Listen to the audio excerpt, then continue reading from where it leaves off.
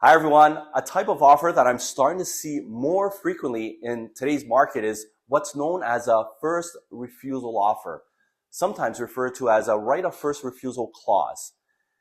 In Ontario real estate, this typically happens when a buyer wants to purchase a home, but they still need to sell their existing property in order to finance the purchase. Because they may not know exactly when their current home will sell or at what price, they include a condition in their offer that allows them to secure that sale. So here's how it generally works.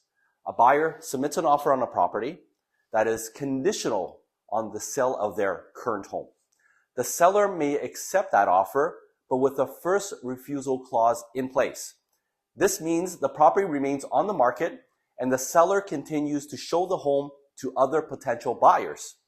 If another buyer comes along with an acceptable offer, often one without that condition, the seller can give the original buyer notice.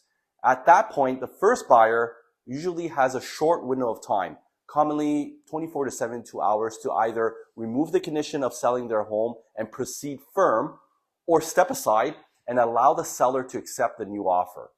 For buyers, the advantage is obvious. It gives them an opportunity to secure the home they want while still managing the risk of carrying two properties.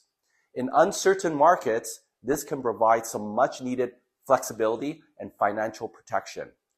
But for sellers, accepting a first refusal offer can be a bit more complicated. On one hand, it puts a deal on the table and can attract buyers who might otherwise stay on the sidelines. On the other hand, the sale of the home is still tied to another transaction that is outside the seller's control. That uncertainty can make negotiations, timelines, and marketing strategies a little bit more delicate. In my experience, these offers require very careful structuring, clear communication between agents, and a strong understanding of the market conditions at that time. And lately, I've noticed more buyers leaning toward this strategy, particularly those who already own a home and want to avoid the pressure of selling first without knowing where they'll move next. So here's something worth thinking about.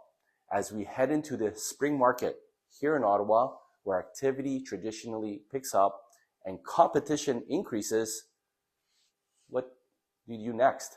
Stay safe, everyone. Stay active, and we're always selling real estate.